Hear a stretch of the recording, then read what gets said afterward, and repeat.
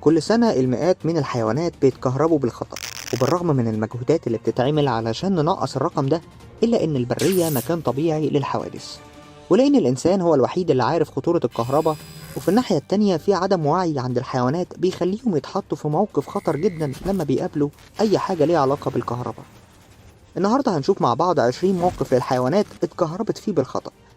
يلا بينا. الحيوانات الصغيرة فضولية جدا بطبعها، وبتحب تكتشف أي حاجة حواليهم حتى لو كابلات مكشوفة. في الفيديو ده طفل الشمبانزي عجبته جدا شكل الحواجز المكهربة، وحاول إنه يقرب عشان يكتشفها، ولكن اتصعق بالكهرباء جدا وبطريقة عنيفة. العيلة كلها اتصدمت من الموقف وحست بالخطر على الطفل. وتحسن الشمبانزي لما فضل في حضن أمه شوية، ولكن طفل الشمبانزي اتعلم درس في حياته إنه يبعد عن أي كابل ممكن يوصل كهرباء. مفيش معلومات كتير وافية أو تفاصيل عن الفيديو دوت، ولكن اللي واضح إن التلات قرود دول عايشين في معبد ما، كانوا بيلعبوا ومش ملاحظين إن في قرد منهم بيحارب لحياته. كان بيحاول يمسك نفسه بأي طريقة، ولكن في الآخر فقد كل طاقته واترمى على الأرض. مصور الفيديو لما اتسأل قال إن العناية الطبية لحقت القرد وعملت له الإفاقة اللازمة، ولكن مفيش أي دليل بصري على كلامه. ولكن في الآخر القرد جمع طاقته المتبقية وحاول يجتمع بعيلته من تاني. في الفيديو ده قرد اسمه جوجو شوهد متعلق بمصدر للكهرباء عالي جدا، وحاول انه يمسك نفسه بانه مسك بايديه الاتنين الكابلات، ورجليه سندت على مصدر الكهرباء تحتيه. اللي ممكن يكهرب حيوان في الموقف ده انه يقفل دايرة الكهرباء، بمعنى انه يمسك برجليه وايديه الكابلات، ودي الطريقة اللي اتكهربت بيها القرد جوجو. ولكن في الاخر حاولوا ينزلوا القرد بالطريقة دي، وحاولوا يجروا عملية تنفس صناعية، ولكن للأسف مفيش حاجة نفعت وكانت جوجو ماتت. فيل في حديقة حيوان في تشيلي وقع بالخطأ. الخطة كانت استخدام الحبال بواسطة رجال الحديقة والمطافي والأوناش لرفع الفيل، وبعد 4 ساعات كاملين من المحاولة الفيل تم إنقاذه، ولكن كان في طريقه لكارثة تانية أكبر. بعد ما الفيل اتحرر نزل جري على عيلته، ولكن لسوء الحظ الكابل اللي كان بينهم كان حي بالكهرباء، ولمسة واحدة من الفيل كانت كافية عشان يحصل له صدمة كهربائية شديدة جدا. ولكن كانت معجزة لما بعد فترة صغيرة قدرت إنها تفوق وتقوم من تاني لوحدها، بس الكهرباء اتمكنت من بعض أجزاء المخ عندها.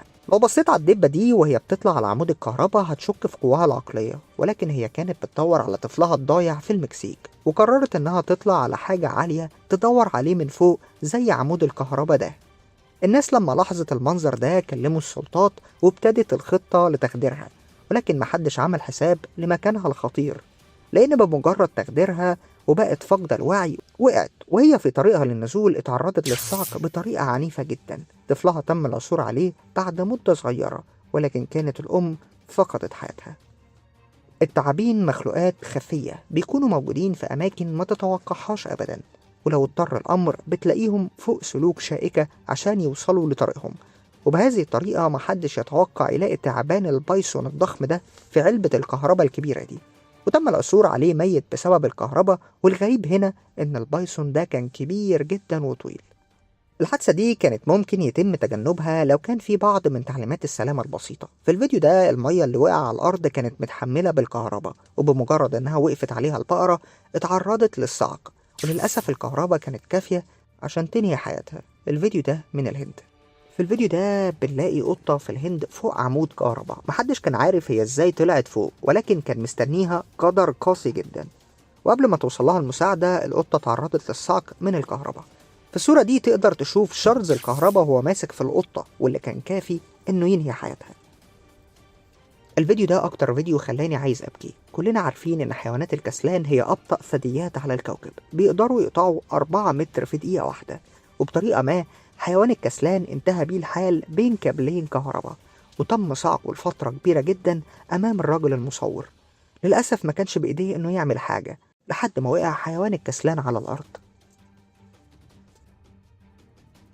خلونا نفتكر إن لو الحيوان عمل وصلة كهرباء بين كابلين أو قفل الدايرة ده بيخليه عرضة للكهرباء.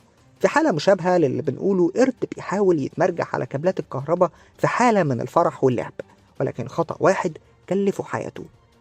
نط على السلك التاني وأثناء القفز قفلت دايرة الكهرباء، بحيث إن كانت إيديه على السلك ورجليه على السلك التاني، وده في الحال ولد كهرباء خلته يفقد حياته ويقع على الأرض. اتنين من الفيلة كانوا بيتمشوا، واحد من الفيلة جاء اتعرض للصعقة من الكهرباء، وبالرغم من بعد المسافة بين الفيل والكابلات المعلقة في الجو، ولكن الفيل كان طويل كفاية إن يلمس المجال الكهربي حوالين السلك، ولكن لحسن الحظ صديقه الفيل ساعده وقومه في الحال. مصور هذا الفيديو كان بيقول إن الطيور كانت بتلعب على الكابل، ولكن عددهم كان عظيم جدا، وفجأة حصل شيء صعب جدا، انفجار واحد من الكابلات، واللي أدى في الحال إلى انفجار عشرات من الطيور.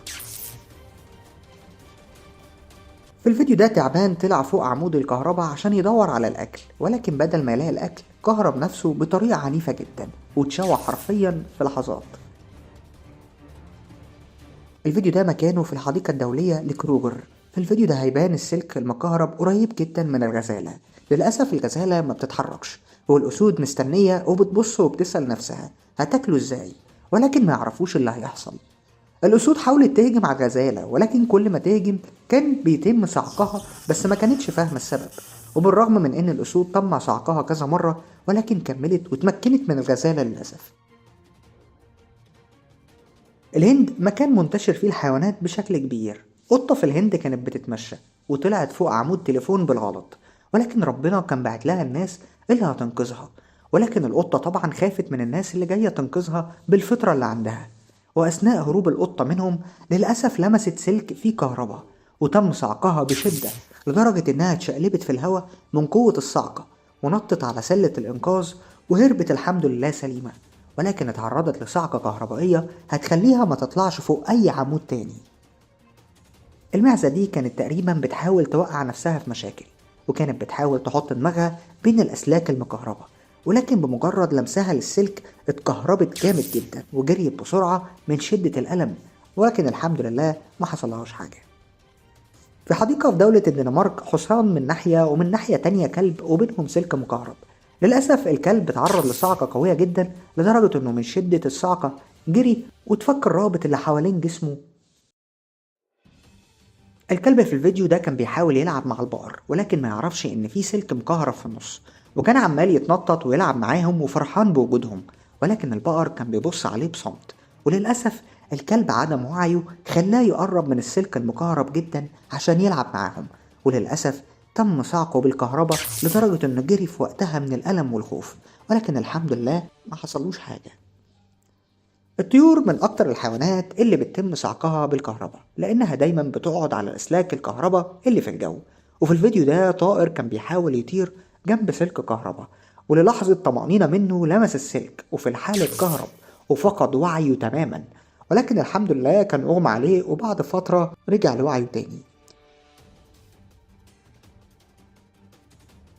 في تجربة غير إنسانية بالمرة، علماء علقوا فريسة لدب ولكن كهربوها علشان يعرفوا ردة فعل الحيوانات مع الكهرباء. وفي حسن نية من الدب قرب وابتدى ياكل من الفريسة، وأول لما لمس الفريسة ببقه اتعرض لصعق كهربائي قوي جدا وجري. ولكن الدبة بقى من الحيوانات اللي مش بتستسلم بسهولة، عشان كده في الليل جه الدب وحاول ياكل، ولكنه اتكهرب للمرة التانية. المفروض حيوان لما يكهرب مرتين هيتعلم وما يقربش من أكله، ولكن الدب لاحظ وجود بطارية متوصلة بالأكل. طبعا هو معرفش انها بطارية، ولكن ملاحظ انها شيء غريب جنب الأكل، وحاول انه يفصلها في محاولة منه لتغيير الوضع. الدب الذكي نجح وفصل الكهرباء عن أكله بمحاولة ذكية جدا وكل فريسته.